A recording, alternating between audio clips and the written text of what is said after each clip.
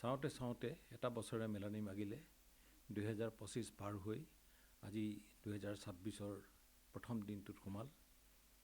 বিগত বৰ্ষটোত অসমে যথেষ্টখিনি অগ্ৰগতি লাভ কৰিলে, আনহাতে অসমৰ ভালেকেইজন বৰেণ্য ব্যক্তিৰ পৰলোকপ্ৰাপ্তি ঘটিলে।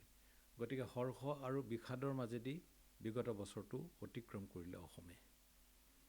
আগন্তুক বৰ্ষটোত আমি অসমবাসী ৰাইজে বহুতো আশা কৰিছোঁ যে আগন্তুক দিনসমূহত অসমৰ জনসাধাৰণে, অসমৰ বৰেণ্য ব্যক্তিসকলে আৰু অসমৰ নতুনকৈ উদ্ভাসিত হৈ অহা নৱপ্ৰজন্মই বিভিন্ন দিশেৰে আগুৱাই যাব পাৰিব।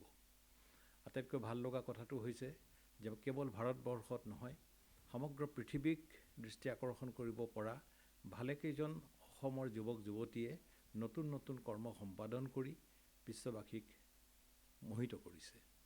এইটো এটা বৰ আশাৰ বতৰা। মই আশা কৰিছোঁ আগন্তুক বৰ্ষটোত আমি সকলোৱে মিলি আমাৰ ৰাজ্যখনক, আমাৰ জাতিটোক, আমাৰ ভাষা, সাহিত্য আৰু সংস্কৃতিক আগুৱাই লৈ যাবলৈ সংকল্পবদ্ধ হোৱা হওক। বিগত বৰ্ষটোত উল্লেখনীয় কামৰ ভিতৰত মোৰ যি চকুত পৰিছে, ডক্টৰ ভূপেন হাজৰিকাদেৱৰ জন্ম শতবৰ্ষক লৈ সমগ্ৰ ভাৰতবৰ্ষত এটা আলোড়নৰ সৃষ্টি হৈছে। জুবিন গাৰ্গক লৈ এটা বিষাদৰ সৃষ্টি হৈছে। লগে লগে অসমীয়া সংগীত জগতখন যে এটা চহকী সংগীত জগত, এই বিষয়টো পৃথিৱীবাসীৰ মাজত প্ৰতিপন্ন হৈছে। আনহাতে আন ভালেকেইজন বৰেণ্য ব্যক্তিৰ মৃত্যু ঘটাত অসমবাসী ম্ৰিয়মান হৈছোঁ। আনহাতে অসমত নতুন নতুন কিছু প্ৰকল্প, নতুন নতুন বিষয় উত্থাপন হোৱাৰ বা উপস্থাপিত হোৱাৰ কাৰণে আমি গৌৰৱবোধ কৰিছোঁ। মহাপুৰুষ শ্ৰীমন্ত শংকৰদেৱৰ জন্মস্থান বটদ্ৰৱাত শংকৰদেৱৰ আৱিৰ্ভাৱ ক্ষেত্ৰ বুলি যি এক বিশাল এটা সম্পদ আমি পাইছোঁ, আমি গৌৰৱবোধ কৰিছোঁ তাৰ কাৰণে। আনহাতে গুৱাহাটীৰ মাজমজিয়াত 5,000 আসনযুক্ত যি প্ৰকল্প আমি পাইছোঁ, প্ৰেক্ষাগৃহ পাইছোঁ, জ্যোতি বিষ্ণু প্ৰেক্ষাগৃহ নামেৰে, সিও আমাৰ কাৰণে এটা বৰ আদৰণীয় হৈছে।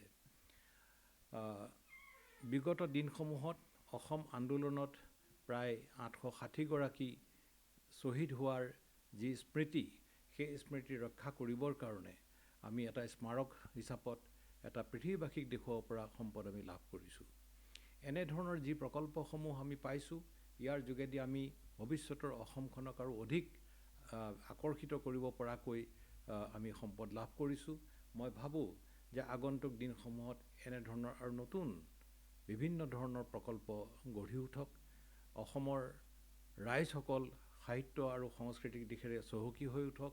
নানান ধৰণৰ গল্প, কবিতা, প্ৰবন্ধকে ধৰি যিসমূহ গ্ৰন্থ ইতিমধ্যে অসমীয়া ভাষাত প্ৰকাশ হৈ ওলোৱা নাই, তেনেধৰণৰ গ্ৰন্থবিলাক প্ৰকাশ হৈ ওলাওক। পঢ়ুৱৈ সমাজৰ সংখ্যা বৃদ্ধি পাওক। বৌদ্ধিক সমাজ অধিক সচকিত হওক। অসমৰ সমগ্ৰ জনসাধাৰণৰ মাজত অৰ্থনৈতিক সচেতনতা আহক। অসমৰ জনসাধাৰণ অৰ্থনৈতিকভাৱে চহকী হওক, মানসিকভাৱে উৎকৰ্ষিত হওক, এই কামনা মই আজিৰ এই শুভ ক্ষণত কৰিছোঁ।